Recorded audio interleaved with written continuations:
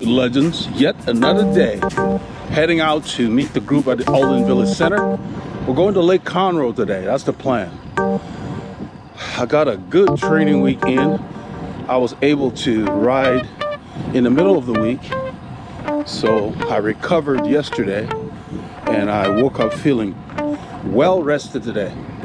Excellent quality of sleep. So that means the load is optimal. Because if you're having trouble sleeping, it could mean that you're doing too much. So you got to watch that. But should be interesting today. We'll get some clips with you all. On this ride, I left Northampton, rolled into the woodlands. I picked up the group at the Alden Village Center. We headed out on Fish Creek Boulevard. I started the film there. Pace was high. We took 2854, Old 105 to Sap Road. We got to 105, we cut through Highland Hollow, all the way to Highway 830. I filmed until we got to the lake at the boathouse. Then we continued through the forest, off camera, came down, took Bailey Grove, westbound, 1097, back into Montgomery, stopped at Taco, and that's all off camera. Rode back Spring Branch Road into Keenan, the Hills Parkway, Grand Lake Estates. A very warm but pleasant day. The humidity was kind of low. There was a nice breeze the entire time. The ride was very enjoyable. The pace was very high. I think you would love the clips we put together for you.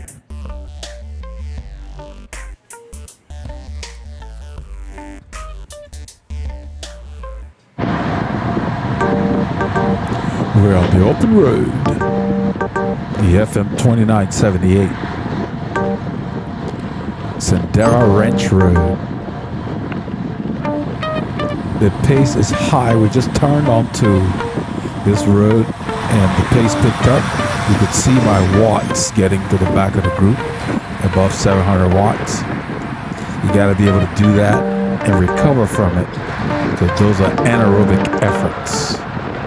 That's what it takes to bridge up, to start a break, and so forth. We're doing 45 kilometers an hour. It's about 28 miles an hour. It's a slight downhill, but it's definitely not wind aided.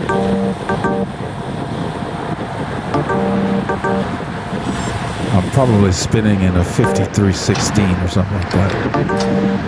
I stay in the middle of my cluster at these speeds until we get above 30 miles an hour. The speeds were very high most of the ride. After we got into the forest, somebody had a mechanical, and then we kind of broke up into little groups and we let the group go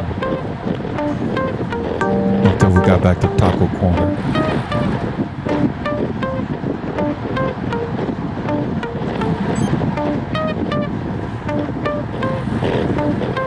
"45 kilometers an hour is approximately 28 miles an hour. We're going to start going down this bridge. We should be able to exceed 30 miles an hour, but then we'll hold it after the descent pretty close to 54K, 55K. We're doing about 35 miles an hour. So we're moving. It's relatively flat at this point, and we're still above 30 miles an hour. About 33 miles an hour, almost 34 miles an hour. You know, it's on. So if you're not fit, your heart rate would spike here. But you know, with the terrain, this terrain favors my characteristics. Flat, rolling terrain, lots of wind. And then I'm sitting in the pace line, so my heart rate is approaching zone 2 right now.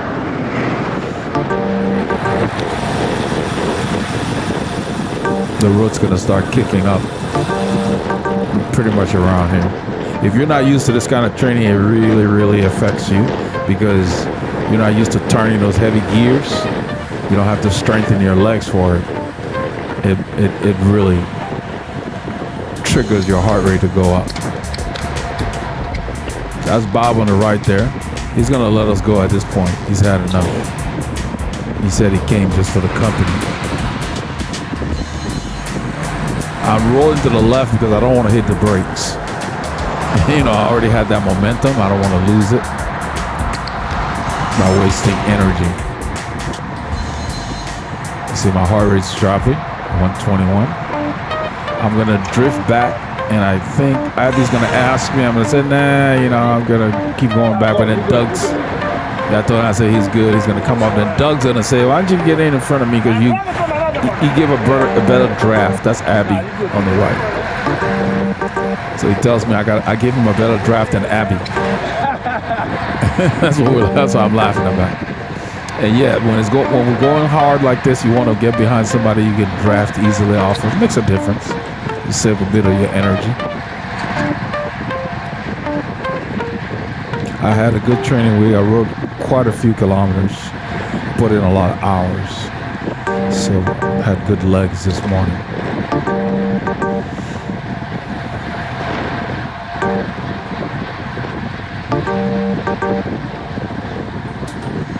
I'm trying to grow this group even bigger. I want to encourage other riders of different abilities to come, and then we can split the group when we have enough people. And we group at the stores, at the stops. You can see we're holding 25 miles an hour, and this is a slight grade. It might be 1% at this point, but at the intersections, it goes up to anywhere around 3%. You can visibly see the road going up, and if you look at the profile at the top on the telemetry, you can see this is where we're starting to go up. And look at the profile for the whole course. It's a very hilly course. There's one area where we'll go around, I think it's like 15%, but it's above 10% depending on how you take it. It's a neighborhood, it's called Foy Mountain.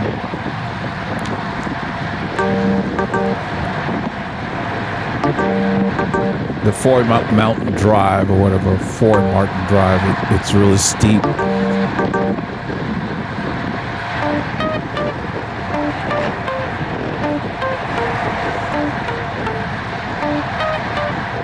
If you look at the map on the right top of the screen, the names of the streets show up there. There's one farm to market road has many names because it wasn't always a thoroughfare. Over the years, they added pieces to it. So each area claimed it and named it. But officially, it's FM 2978. Depending on where you are, it can be Fish Creek, which is this section we're in. Then after the overpass, it becomes McCaleb Road. And then behind us was Sendera Ranch.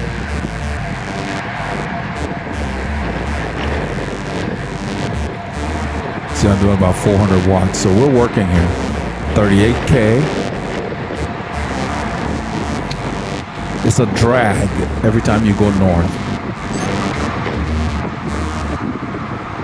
The mic pulled off the front.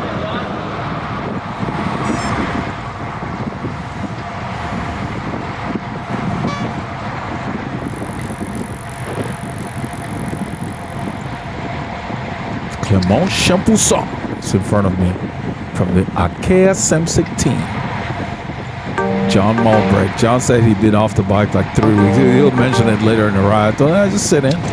If you've been off the bike for a while, what happens is your body loses not only just your fitness will go down, but what happens is you detrain, meaning your ability to store glycogen goes down. So you don't have as much reserves like when you're riding consistently. That's Kenny and his son. They're joining us. He knows the route. He lives out here. He lives off of 2854. So he didn't ride all the way into town. But anyway, what I was saying is when you've been off the bike for a while, you don't want to go and hammer for too long. You don't want to hammer at all. You want to ride back into fitness because you got to retrain your body to be efficient. So what ends up happening is like a car that's not warmed up, you burn more fuel. So you can empty the tank quicker than normally when you were fit. So you really got to watch that when you come back. That's why these last 3 months I've been gradually, going hard and then letting them go and so forth, and increasing my duration at the higher intensities. Because you can do unproductive training if you do the wrong kind of training, that will set you back. You do a ride where you overreach too much and you need 4 days to recover, well, you lose fitness in those 4 days, as opposed to backing off and continually building your endurance.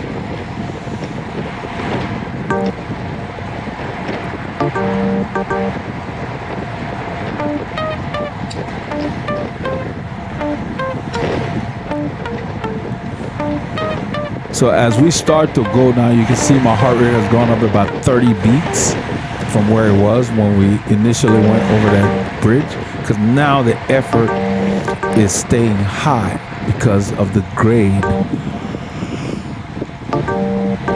It's like we're in the mountains, so to speak. We're going up and you get a little bit of a plateau, then it kicks up again. Look at the road in the distance. It's kind of similar when you climb mountains.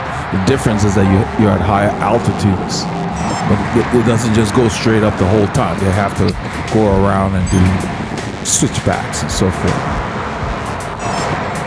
when they build the roads. This is Richley Shores on the right. This is like 2 point something. So you feel that at this pace. So now what's happening here is Laura has pulled off. You see Paul pulled off with her. That's something you can do if you don't want to pull, or maybe Paul didn't train as much this week. He's probably been busy. And that's how what we talk about tête à jambe, head and legs. You ride with your head, not just your legs. So you have to listen to your body at all times. So we're going hard now, and this is less than an hour into the ride. It's like 28 minutes into the ride. So if we're already going hard, Paul knows we're going to do about at least 4+ hours out here. So you want to conserve. This is not the time to empty the tank because it's too early. So you have to be smart about it. And and what he did was he just pulled off with Laura so they can drift back together, and that way he wouldn't have to take a pull up there or pull off the line right away. He knew he just wanted to stay in the wheels, so to speak. You need to use your head when you ride like that. Always listen to how you feel. And you're going to see it later. Mike Barrera goes off the front when we get into Conroe. And people are hesitating to chase to get back up to him. So I go ahead and take a pull. I get close. But then I realize that if I dig too deep at this point, there are other climbs coming. Plus, we're only a third of the way into the ride. For me, it was like a 7-hour ride. This is like it was probably like maybe 2 hours into a 7-hour ride for me. So I was less than a third of the way. I wasn't going to empty the tank. That was not the time. And so you'll see me drift to the right and people come around me. But I did most of the work to get there. And we're flying. We were exceeding 40 miles an hour. It was fast. I pretty much spun out my 13. I don't like to really ride the 12, but I spun out my 13, which is what I had on this wheel. I'm riding a 1225 cluster, 11 speed.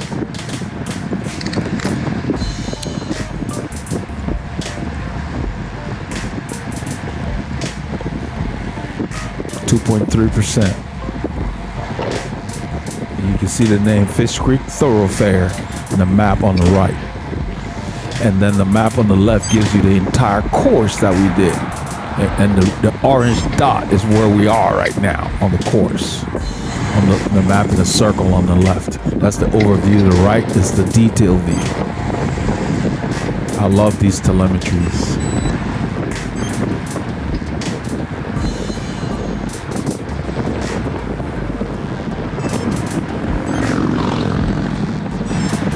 You see my heart rate continues to come down. I don't pay attention to it when I'm riding too much because it's doing its own thing. It's doing what's necessary based on the effort. We have gone down a slight downhill, and when you're fit, your recovery is like the tachometer of a race car, where you rev and then it swings back when you're no longer pushing. That's the way. But when you're not fit, it just stays up there, so you get to the red quicker. When you're fit, it takes more work to get you there. That's what they mean by building a good base.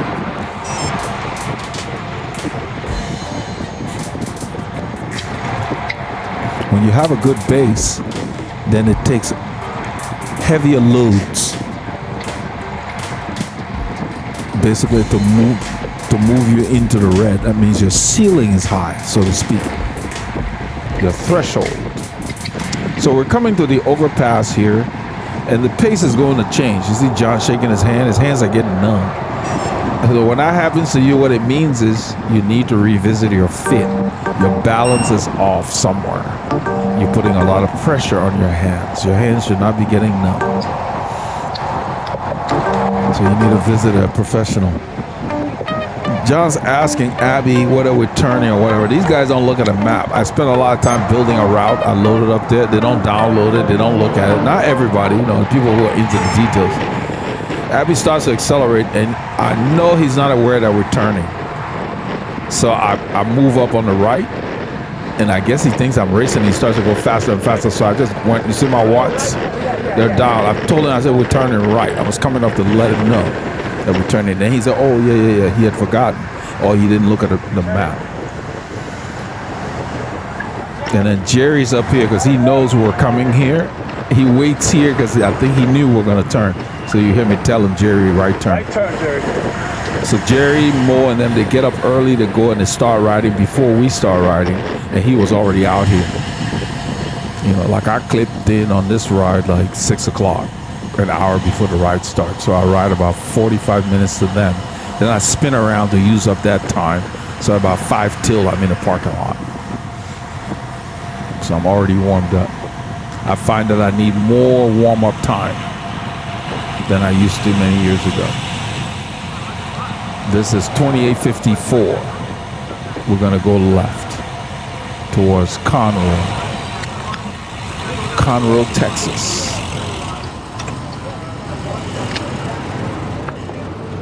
In a little bit, Kenny's going to introduce me to his son. His son is visiting him for the Father's Day weekend.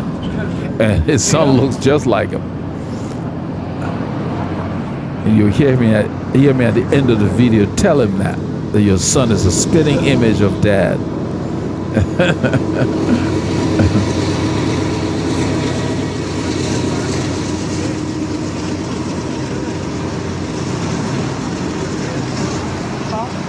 Say something.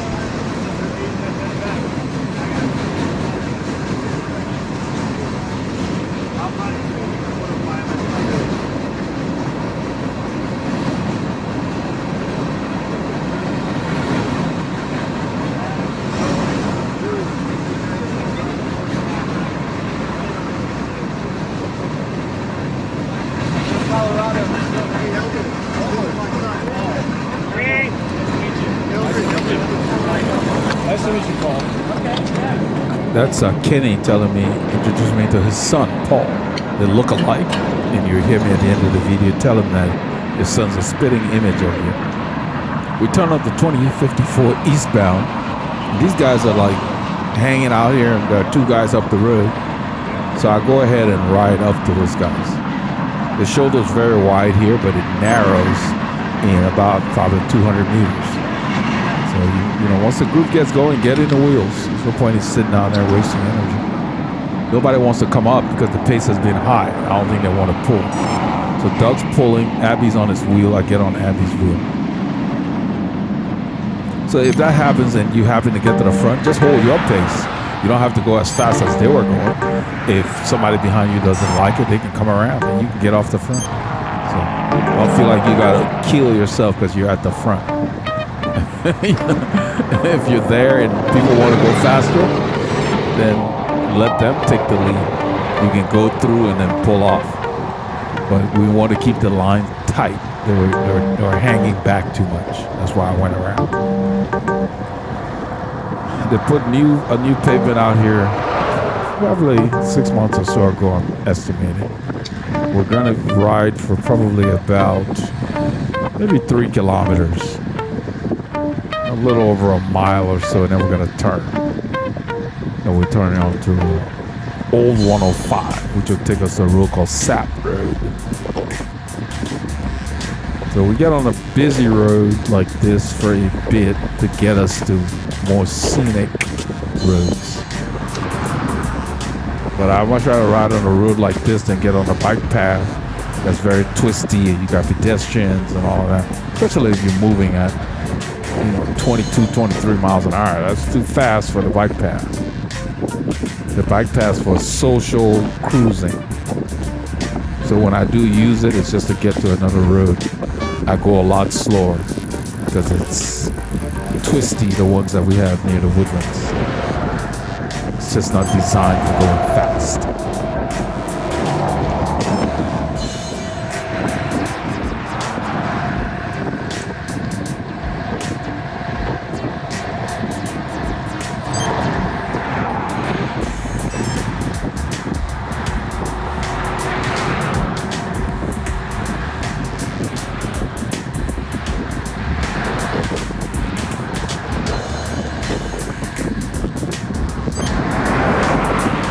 That's my Garmin.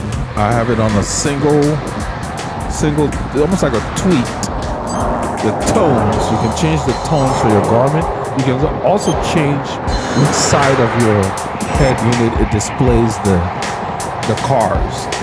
They have little circles to represent the amount of cars that are coming by.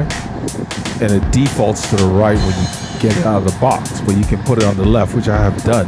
Because more often than not, the cars are coming on my left. Because we ride on the right side of the road over here. So a lot of people are not familiar with that. You gotta download the manual and read it because they don't ship them with manuals anymore. Use a QR code and download it. It's nice to know those features. So the first thing I did was change the multi-tone, which is very annoying. Gives you a lot of tones and it seems to beep for each car. The single tone will beep for one car. If there are 5 of them, you will just get the dots. It won't repeat. It will only repeat if there's a break in the traffic, meaning all the cars have passed and it's gone green. Then another one comes. Then you get a new tweet, so to speak. I like that about it. There you go. So we're getting a car. Usually I hear that and I glance at my mirror to see what the car is doing. So coupled with my mirror, it's an excellent system because sometimes cars come up on you by surprise. And I'm not always looking in the mirror, just like when you drive. You're not always looking in your rear view. You glance at it when necessary. I'm not sure what he's late for. He's going entirely too fast for this road. That's why they get pulled over and they got to pay several $100s for a ticket. Not very logical.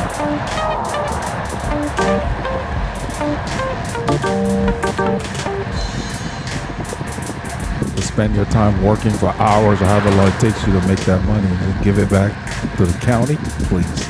Got better uses for my dollars. Been there, done that. It's not logical.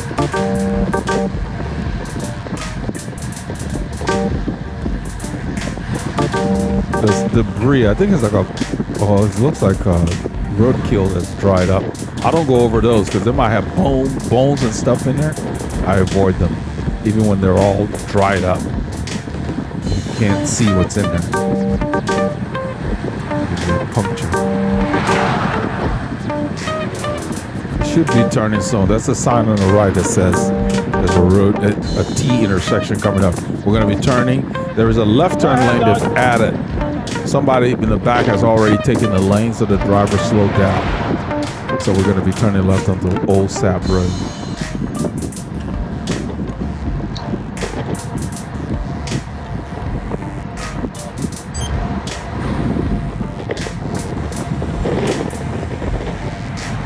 That tweet is for the guy who let us over. There he is, going by. So we get off that busy highway. This is more of a residential road. This section is a bit choppy, but still nice. There's some hidden bumps here. I think somebody ends up hitting it. And you got to be careful with those dips that you can't see. It can cause you to lose your bars. You got to read the road. That's what that person exclaimed. They hit a bump. You can't see it. The pavement just kind of sunk and you get like a little depression. But there's no cracks or anything that tells you something's there. It's like an inverted dip, so to speak. Well, not an inverted dip, I guess an inverted bump. So it sinks down like a slight sinkhole. You just blip into it. And if you're not holding your bars very well, it can cause you to lose it. So when I'm riding, I'm always reading the road 100% of the time. I scan what's coming. More so in the group so I can warn others.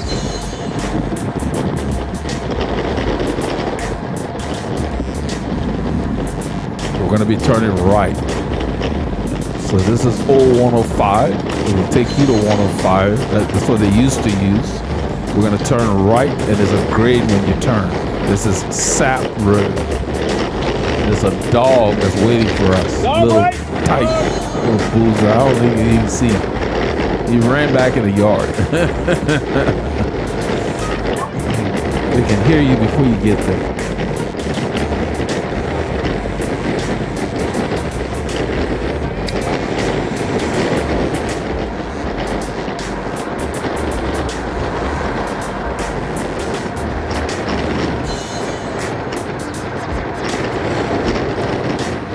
So I'm going to tell Paul, nice to meet you. That's Kenny's son. He's gonna get in front a little bit. Because we got a gap here because I said nice to meet. Those guys sped up, so we're gonna speed up together. I'm gonna let him get in front.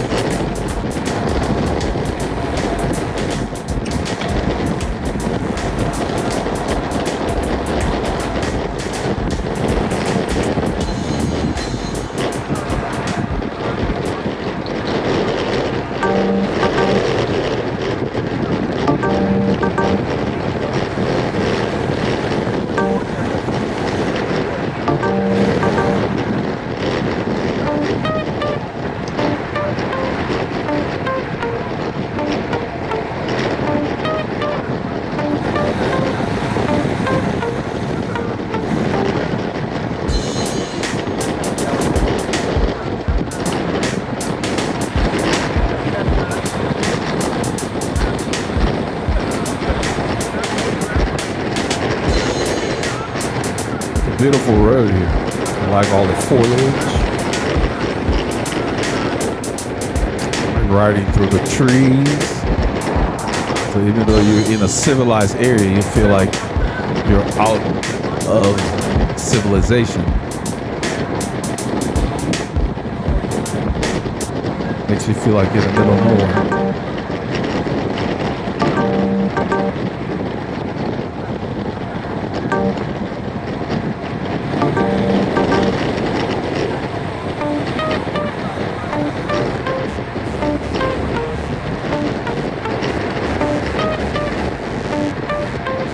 So Abby pulls off and Alejandro takes over. The plan was when we got to 105, which is coming up in the distance, but we're going to use the right lane because the shoulder has just a high percentage of debris, and there's been a lot of flats on that road on recent rides. But, you know, Abby will go to the front, put his two fingers up. He intended for us to do a double pace line, but Alejandro is going so fast, nobody wants to come up there at 45, 46K to do a double pace line. I guess he was not aware of what Abby was communicating. That's why you got to really educate yourself. You can't just ride your bike. And the fact that you're watching this video says you're on the right track. A lot of people that ride, I have no idea what they're doing. They just ride. They don't understand what a double pace line is or a rotating pace line, whatever. And some of them may never ever find out because they're not seeking the information. And it just shows, you know, people trying to tell you what we're doing. Or sometimes you just watch what others are doing. So I don't understand that. You don't have to know. Follow what the rest of the people are doing. So this is the road we're going to turn on. I'll tell them we're going to use the lane because I get in the lane. I don't like flats. Waste your time. Let's use the road, guys. So we take the road. There's 3 lanes, and that shoulder's filthy. There's a lot of debris that's just there. The sweepers don't come out here much, I guess. There's a lot of debris out here. Got a lot of flats. Take the lane. Take the right lane. So Abby comes out, he puts 2 fingers up to let him want to do 2 double pace line. If you're gonna do a double pace line, you can't be going full gas in a double pace line. You know, this is not the world tour where we got major teams that are sacrificing riders. You know, so he's trying to show this is what we want to do. The guy on the right has no idea. Every time he gets to the front, he wants to ride like it's the Tour de France and you're getting into Paris. You know, on the Champs-Élysées. So he put his head down. He's not even looking at what Abby's communicating. And you see the speeds just keep going up. So Abby's like, I'm not going to waste my energy. Pretty soon we're going to be doing 25, 26 miles an hour. I don't know if he doesn't understand. Kenny's trying to tell him, but he doesn't understand. So you need to educate yourself about any sport you're doing, whether it's baseball, golf, whatever it is, billiards, I don't care. Bowling, learn the rules, read about the sport, understand a little bit of the history and the nuances and the norms. So that Kenny tried to tell him, so now he's doing 40K, so nobody's going to sit next to him at 40K. The reason being, we got a 15% climb we're going to be doing in a little bit. So everybody's thinking about that, not going to waste the energy. So we end up just doing a single line. So Abby comes up, I tell him, don't worry about it. At the point, he looks at me, I tell him, don't worry about it. I thought he wanted to get in. I knew it was not. By doing a double pace line on this road, you discourage the drivers from trying to get in this lane. So where I am right now, the camera is on the right. The lens is on the right. I'm close to that crack. I'm not riding the crack, but that's where I am. So we're taking up enough of the lane to where it's clear, but it's better to do a double if you can. Look, we're doing 43K. You're not gonna do, and this is not wind aided. And this road is not super flat. You know, it's flat to slightly elevated, as you can see from the, you know, so you feel this road. It's up and down. So I just sit in a draft. You can see I'm in zone 2 approaching tempo. So you always have to be thinking about what's coming, and you're gonna see the neighborhood we go in. Just climbs galore. That's why I brought him out here. Good workout. So if you don't understand what's going on, at least watch what others are trying to do and then ask. I don't know, you know. There are different kinds of pulls. So we're going left. I move over. Somebody whistled though. I load a route every week. I spend the time. I design it. I do it on Garmin Connect. It takes time because the tool is not user friendly. if you can't click on it and spend 2 minutes looking at it, you're gonna go the wrong way. So yeah, because chance favors the prepared mind. That's from Dark Territory. The villain said that. I love that phrase. I told him to turn it left, so he intends on setting a speed record. Yeah. I'm telling Dark, I told him to turn left. You know, it's like when we get to the parking lot, I go over the route. When I'm talking, they're talking. Well, if you're not going to listen, and you look at Abby, he prays before every ride. He's just running the red light, and we're all standing here. You know, I don't know why he does that. That makes all of us look bad. It gives us a bad reputation. So then if you get hit by a car and you have to sue, when you go to court, the jury of your peers are coming from people who drive cars probably. So if all of us are running lights and doing stuff, you don't stand a good chance of winning a case if it's close, if you know what I mean. So we got to cut that out. So we will end up turning in a little bit because the light does not change. The light does not change, so we wait for when these guys on the left go. There's only 2 cars. I was gonna go after the truck up there passes, but then Doug said, why don't we wait for the guys on the left to go, then we use their light, because there's a green going that way, and the road on this side is a parking lot that they put the light for, so nothing's there. So the guys on the left, they have a green light. Once they go, then we're gonna use, because their side is red. Yeah. So if you're gonna do something like that, that's how you do it. because we gotta go. The light didn't change for us. But resist the urge to do something unusual when you ride your bike. You gotta follow the rules so that we're taken seriously, and basically minimize your risk of a crash, because you're not gonna win that battle. The vehicle is very, very fragile and vulnerable. So we turn into here. Look at the grade. If we turn into a 7%, 8% climb, 9 levels off.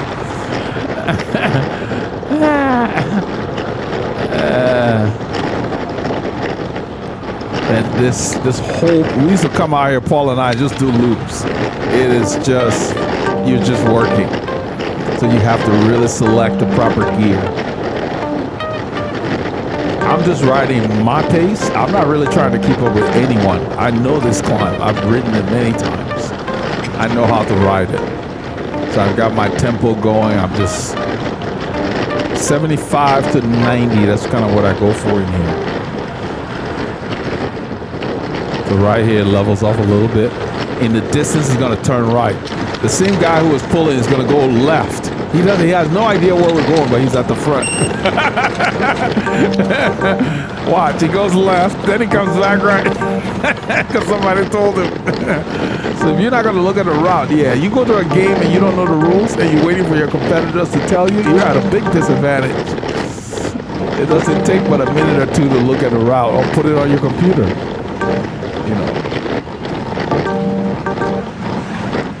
So after seeing that, I'm going to tell them, Left.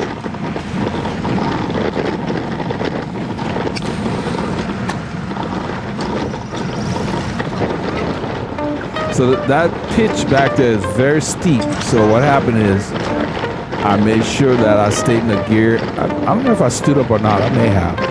But I like to use my upper body as an advantage. We came through here with Mo, and I had mentioned that it was 15%. I saw 11%, 11 point something was the highest I saw. I think it depends on how you take the turn. If that turn is the steepest pitch. It goes 11, it drops to 9, then it goes back to 11. That's what I saw. So I would let Mo know. I said 11, but you know, depending on how you take it. But we're still climbing here, 4%, 4 point something. So the whole neighborhood, it's a nice place to come and get a workout.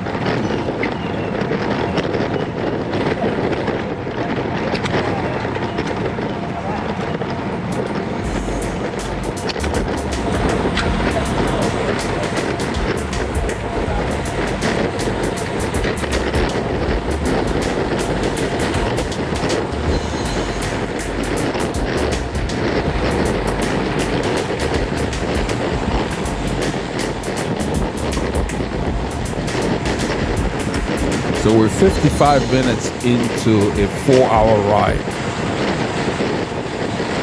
4-hour ride with the group. So I ended up doing 3 by myself. We've had a very unusual June in terms of weather. The mornings are somewhat cool. It warms up quickly. So we haven't had the super humid days in a row. Not too many. And we have not gone over the century mark early like we did last year. So it's been a nice change.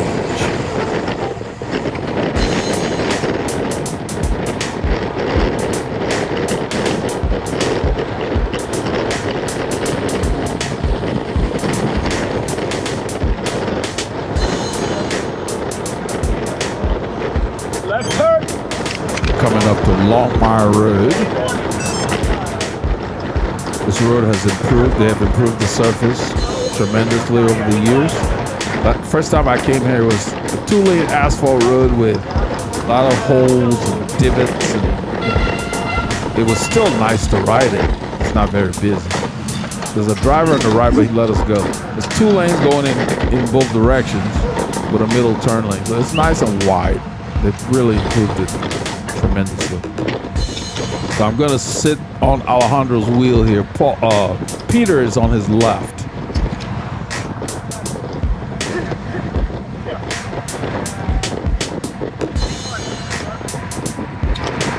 not sure what they're doing. We're not really riding too abreast. Like, well, we're not going hard right now.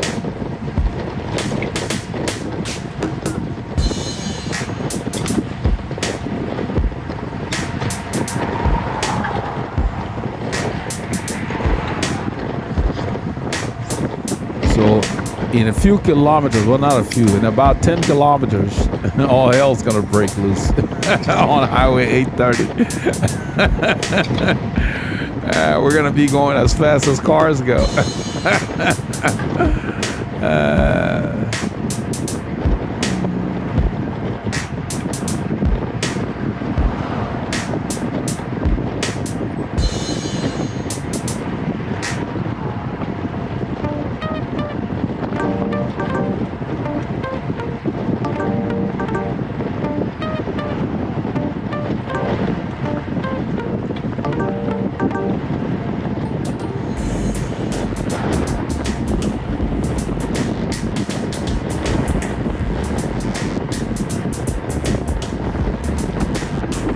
This road goes up for quite a bit. I mean, you know, slight drag's not going to kick up.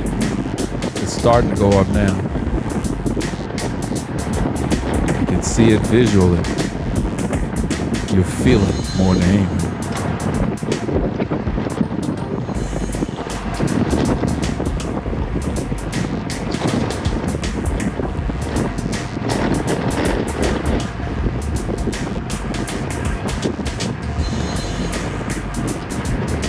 Alejandro starts going very hard here. I just sit on it. Ain't a little bit, he's gonna tap out. Like, why go so hard that you gotta tap out? Just stay there longer and ride. Every time the road goes up, they get excited. You don't have to hammer every hill you go over. You need to learn how to enjoy them too. I knew it wasn't sustainable. I'm looking at his body. His whole body's rocking.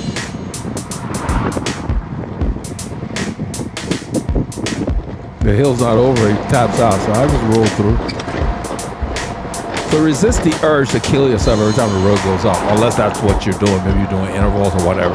You don't always have to ride the hills, as the French say, in anger. You learn more by riding the hills in a moderate gear and feeling the undulations. Where does it kick up? How does it level off?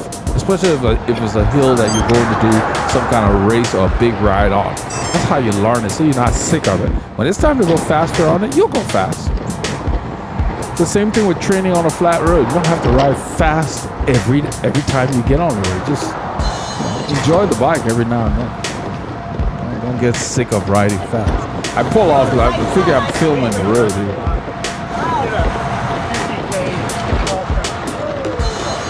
At the front, dog is at the front, and that's Kenny's boy. His name is Paul.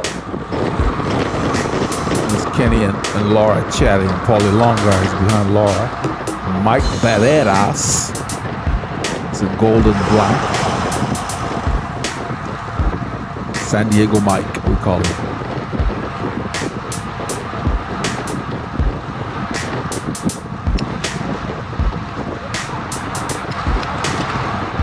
So my form has gotten better, and I'm gonna try to stay with the consistency. You know, you plan and then life happens.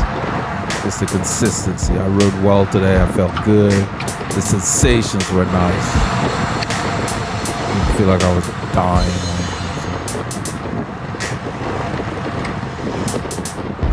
My diesel engine is finally getting tuned. You can see all the training zones. So you had a 500 plus, it's shaded. The 370, this was a hard ride. From 275 and up, that's a hard ride. And they're shaded. So that means I spent a lot of time in the VO2 anaerobic above threshold. That's what those shaded blocks mean. I thought he wanted to go in. I'll go ahead and I'm going to move up in a little bit. I'm not sure what we're doing here. I don't know if we're riding too aggressive. That's Abby. He always says my brother from another mother. I rode with Abby twice this week on his he puts together some rides during the week. I was able to meet them. I start early and I meet them and then I come back. It was nice. He put together some nice routes. So you can do the same areas. You can do the same areas, but by the way you mix up how you do them, you can incorporate familiar roads with new roads. And then the direction and so forth can matter. And it ended up just being very pleasant. We spent a lot of time on quiet roads. Hey John, how is Colorado compared to Nepal? This is Longmire at a road called League Line. That intersection. League Line Road.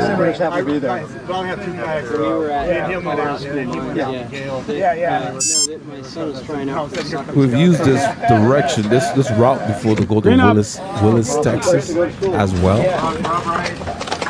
Conroe's to the right.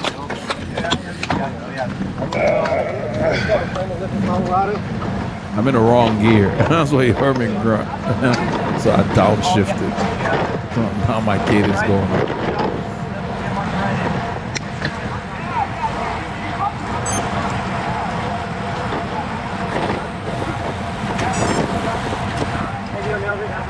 Fine, buddy. How are you? That's John Mulberry. Clement Chimpleson. Just sit in, man. He says he's been off the bike for 3 weeks. We'll see how it goes. Well, if you've been off the bike for 3 weeks, you don't come and try to do anything special. That's why I told him just sit in. And then when you get tired of what they're doing, let them go. Fine, you know the way home. After 3 weeks is a long time for your body to perform at a high level. You need to build back up. Basically, every week you're off, especially if you're really fit, it will take about 3 weeks to replace that 1 week you missed. So you got to plan to be back to your top level in 3 months if you lose 3 weeks.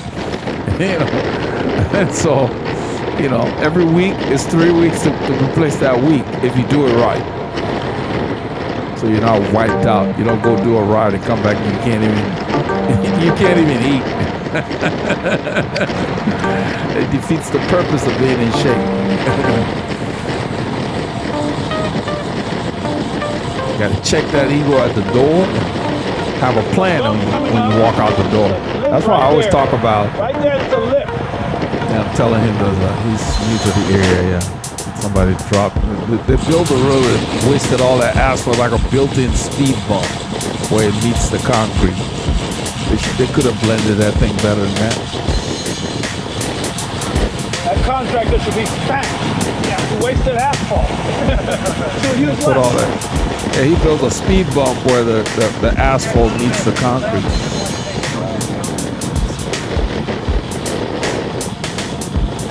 Left turn.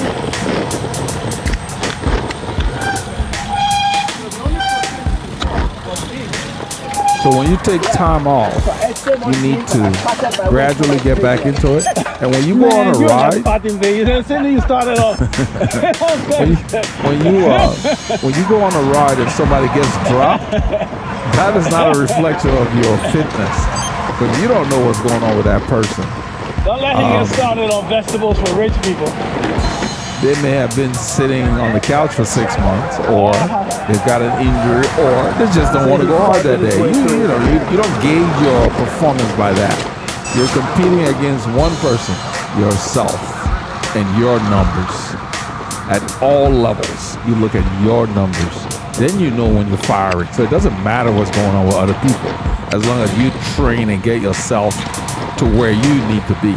So when you listen to the pros, that's what they train for. They train to hit their numbers, and they say, yeah, I'm ready to go do the Tour de France or the Giro or whatever. Or I'm going to go for the hour record, because now they're ready. They prepare their bodies. They're preparing against their numbers and their past performances. So don't get all wrapped up about, oh, this guy got dropped. It doesn't mean nothing. Nobody cares. Nobody who knows what they're talking about anyway. Everybody has different goals when they come to a ride, even a race. Some people use a race for training. it is the best form of training. But people who are not in the know, they want, oh yeah, I must be fit because I dropped this person. Big deal. Did you know why the person dropped? As long as they know why they dropped, that's what's important. You need to look at your numbers. Are you firing well? You know.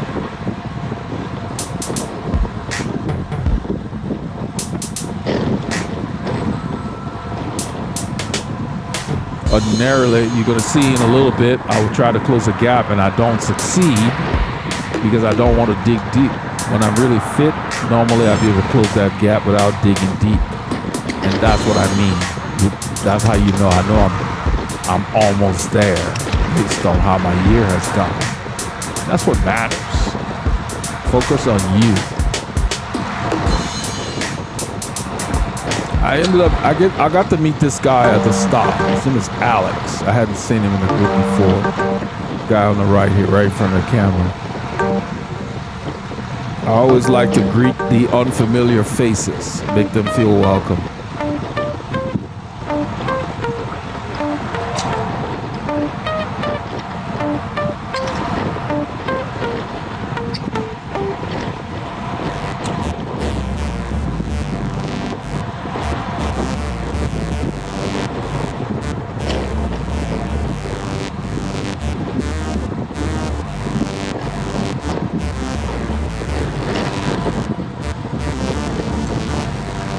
This road goes up 2.5%. I think it's called Little Egypt. No, I think we're off of Little Egypt. Yeah, it says Little Egypt Road. Okay, it is Little Egypt. It's Little Egypt Road, but there's sections of it where it has a different name. It's named after somebody. Every time I look on the map, I see some other name. Because the road that we turned off of is also called Little Egypt Road. So that was a 90-degree turn, I guess. The name continues. Go figure, right? There's a car that will come, this guy in the truck, but he sees them turning, so he stops. He slows down. He's paying attention. So we thank him as we go by. We're all going to be turning left. He's turning left also.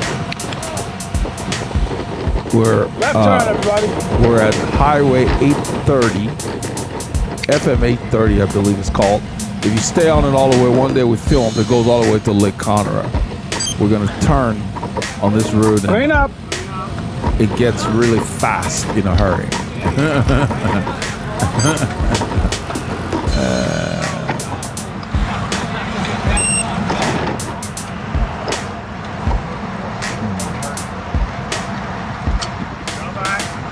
So the guy who stopped us behind us, he's gonna come by. We get on the shoulder. And he goes by. Probably going to the lake. These guys have boats out here.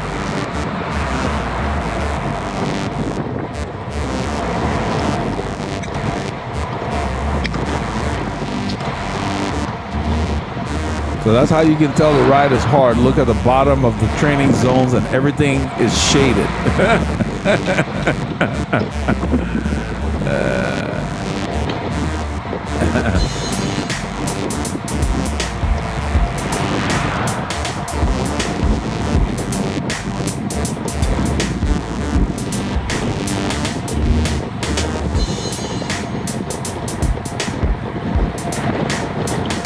You'll see Mike Barrera look behind. He gets out on the road, he checks for traffic, and he takes off. Neither distance there he is. He takes off, and then the guys who are near him don't get on his wheel. He gets a gap, then they decide to chase. I think it's Alejandro again, and then Laura's on his wheel. You know, if you're going to go with somebody, as soon as they go, get on their wheel. Why let them go? Then it takes more work. If somebody's doing 27 miles an hour, you got to do 28 plus to get to them. So why do all that work when you were right there when they took off? So now we got gaps. And you see me moving through the group because those guys are slowing down. I'm not going faster. You can see I'm starting to pedal again. So I'm watching. He's already got a gap right now. I go around Abby. He's looking at his bike. I asked him if he's got a problem. He didn't answer. I don't know what he's doing. That's Peter. So right here we're gapped. Mike is gone. Laura and Alejandro. Laura is on his wheel. They're going to bridge up and catch Mike. You're going to see Mike gesture that Alejandro should go through real, just a quick gesture. But anyway, once I see that nobody else is going, I decide to go. But I'm still thinking, okay, yeah, right here. Because they're not closing the gap. And they were all together. They should have just stayed on Laura's wheel. Now I got to do all this work. I mean, we're doing 40 miles an hour. 60 kilometers an hour is it's about 39. Now we're in the 30s. We're about 33. This is hard. We're moving. So I'm thinking, okay, I am not going to dig deep. I'm just going to ride. Because in a distance, in about probably 3 kilometers, the road goes up between those trees in the distance. So I know this course. So I don't want to empty the tank here.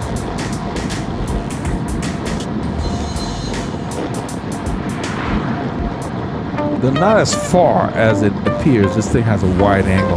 That's Mike Barreras has motion for Alejandro to go to the front. Now he slipped on the back.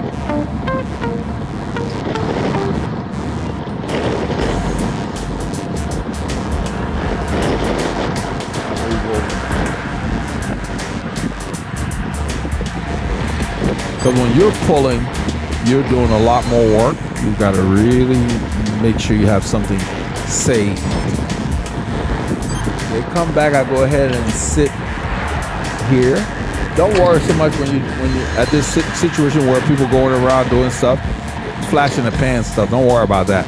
Hold your rhythm. I'm doing the same effort I was doing back there, and I know it's enough to hold my position. You can see I'm going to pass this guy. He's spinning too small a gear. It's time to shift up. You got to work. There's almost 4% here. You fanning out little gears. This ain't gonna do anything. You gotta push. I'm doing about 90 RPM, whatever gear I'm in, 300 something watts. I know I'm right there.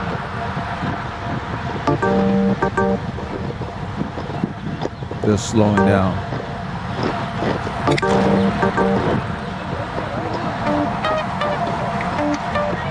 That's Jerry on the left, and Laura on the right. We're going to be turning soon. We turned off the power.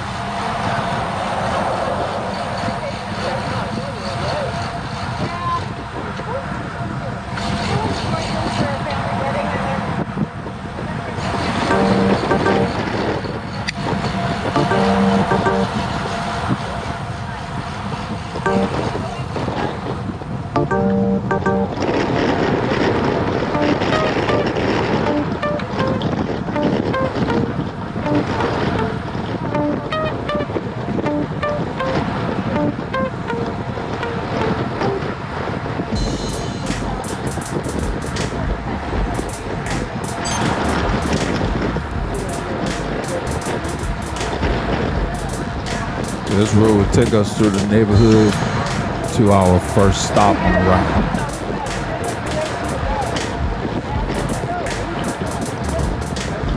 We're still in Montgomery County, but we're kind of northeast of the area we usually ride in.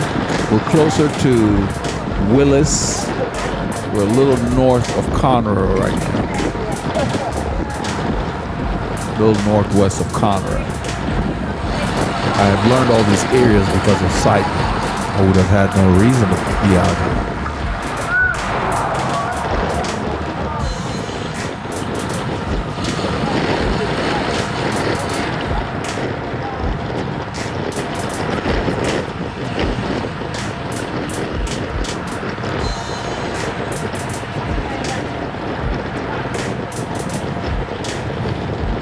So when the ride is hard, it's easy to keep the line tight.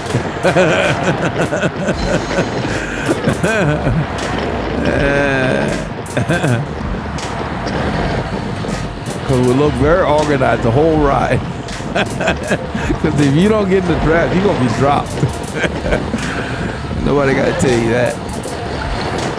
People be messing around when it's slow. That's when you have crashes. When it's fast, everybody's paying attention. So you see your group messing around, get to the front, lift the pace, and you get their attention.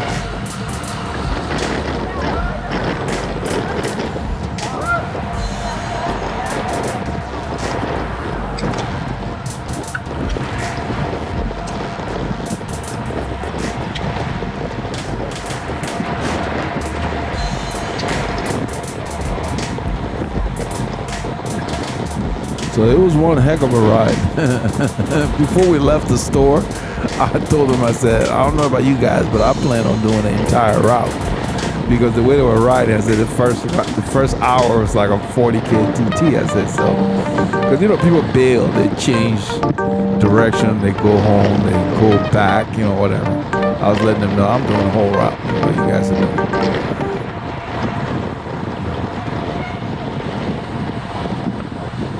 But it ended up being a fabulous day. I met a new cyclist from our Sugarland area. She's new to the area. She came to ride with a group. They dropped her and just left her by herself. And I was like, that doesn't even make any kind of sense. But she said, oh, it was a drop ride. You know, it was not a no drop ride. Let's put it that way, I guess. But still, you have somebody visiting you from another part of the state or the city, so to speak. Have somebody at least keep an eye on them. Give them a reason to want to come back to ride with you guys. You can't just leave them out there. So she was riding alone, so I rode back with her and I showed her a prettier and calmer way to get back versus what her GPS had been set up for. And she ended up having a blast. And she said, if you're going to get dropped, this is the kind of ride you're supposed to get dropped on. She really enjoyed it. You know, I gave her tips. She rides in Sugarland, Texas. It's very flat. And that's all they do, you know, to fight the wind, whatever. And so I was letting her know, you know, the hills like the wind. Just find the gear you need. And, you know, so she enjoyed that. Her name is Fatima. She joined our group. I added her to the group, you know. So I need more of those riders coming. So then when we have them, we can split the group and have 2 speed groups. Because not every week I want to ride hard. And I've had my share of hard riding, so you know, every now and then, nice to mix it up. I'm trying to get other cyclists to come out so we can have A, B, C, D, whatever. It'll be fun. We need more people on bikes. So I don't know what you did this weekend, but this is part of what we did on Saturday. It was crazy. We exceeded 40-something miles an hour. You know, I mean, it's crazy fast. We're approaching our first stop, and then Jerry and I are going to talk. Because Jerry asked if I had been riding.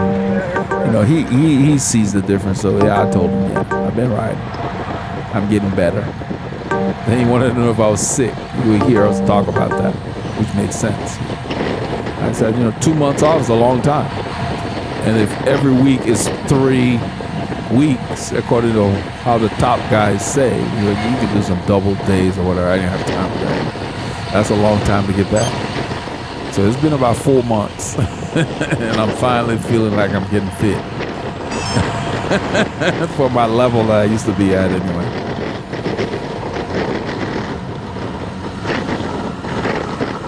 Jerry, how you doing, Jerry? Good.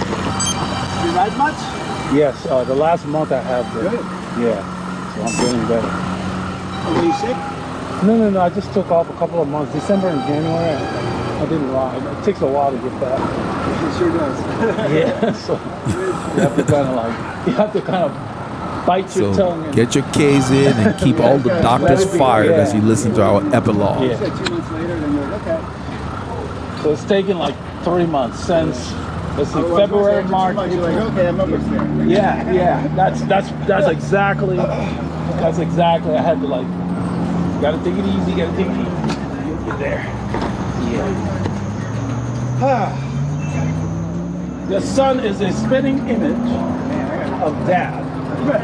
So. Don't say that about me. I know, right? That's what I said.